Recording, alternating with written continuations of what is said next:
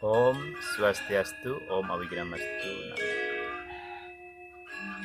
Berjumpa kembali bersama kami, Penyuluh Agama Hindu Kementerian Agama Kabupaten Poso.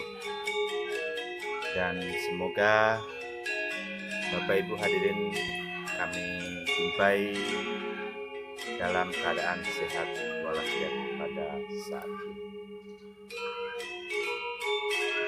Pada saat ini, seri bimbingan dan penyuluhan agama Hindu mengambil tema tikus dalam karung. Bapak Ibu hadirin yang berbahagia,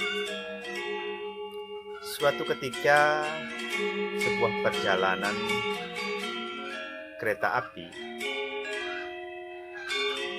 duduk seorang petani tua dan seorang profesor petani.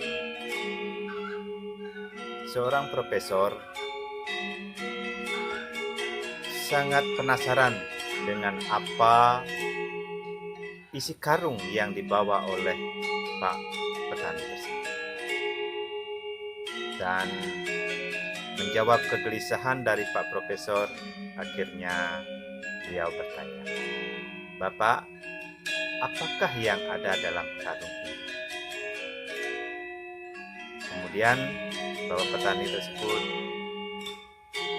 memberikan jawabannya, "Pak, yang ada dalam karung ini adalah tikus-tikus yang ada di kebun saya." Kemudian Pak Profesor juga semakin penasaran. "Bapak bawa kemana tikus-tikus ini?" Kemudian Bapak tua tersebut menjawab, "Saya akan bawa tikus-tikus ini ke seorang yang akan melakukan penelitian tentang kehidupan psikologis." Dan melihat Pak tua tersebut selalu menendang dan menggerakkan karung-karung yang dibawa oleh Pak tua tersebut, semakin penasaran, dan akhirnya Pak Profesor bertanya kembali, "Bapak, saya perhatikan dari tadi Bapak selalu menendang dan menggerak-gerakkan karung yang Bapak bawa. Apa itu maksudnya, Pak?" Kemudian Pak tua tadi memberikan jawaban, "Ini adalah sebuah tradisi yang selalu saya lakukan. Sebuah kebiasaan yang selalu saya lakukan setiap saya membawa tikus-tikus ini yang akan digunakan untuk penelitian, selalu saya gerakan seperti itu, agar mereka lupa atau tikus-tikus ini lupa akan kekuatan dalam dirinya. Jika saya tidak gerakan atau tidak tendang karung-karung itu, maka dengan mudah dan gampang sang tikus akan menggigit dan merobeki karung-karung ini dengan mudah. Dan akhirnya dia bisa melarikan diri. Kalau tidak demikian, maka saya membuatnya sibuk.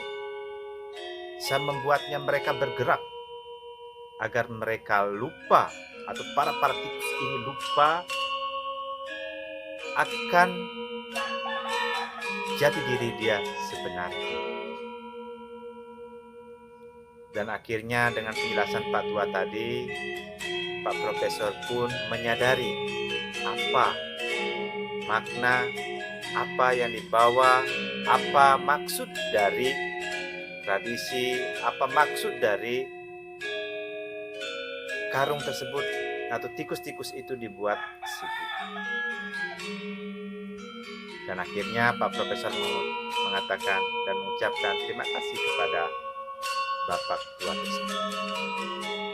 Dan akhirnya perjalanan pun terus berlanjut. Bapak Ibu hadirin yang kami hormati, dari cerita singkat ini tentu kita sama-sama bisa mengambil hikmah, mengambil manfaat dari cerita pendek. Bapak Ibu hadirin yang kami hormati, dewasa ini dunia semakin maju dan manusia pun semakin disibukkan dari hal-hal yang sepele dan melupakan jati diri manusia atau jati diri kita.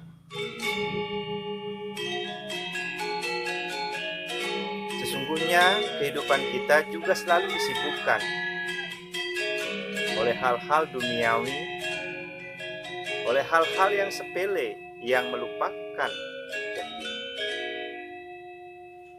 Kita dilupakan oleh gosip, kita dilupakan oleh amarah, angkuh, dengki, serakah, dan lain sebagainya. Ketika kita tenggelam dalam hal itu, ketika kita larut dalam angkuh, iri, dengki, dan serakah, dan lain sebagainya yang dapat menjerumuskan diri kita, maka kita lupa akan jati diri kita. Bahwa untuk mendapatkan kedamaian, kita perlu adanya introspeksi diri. Karena introspeksi diri kita tidak bisa lakukan ketika pikiran kita sibuk.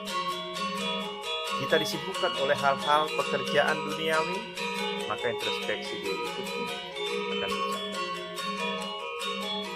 Tetapi introspeksi diri, merenungkan diri, hakikat diri kita, agar tidak kita sibuk dalam pekerjaan duniawi dan kita fokus pada kegiatan pendakian spiritual, maka kita harus fokus pada tujuan, fokus pada tujuan hidup kita, yaitu moksatan jagat hidup.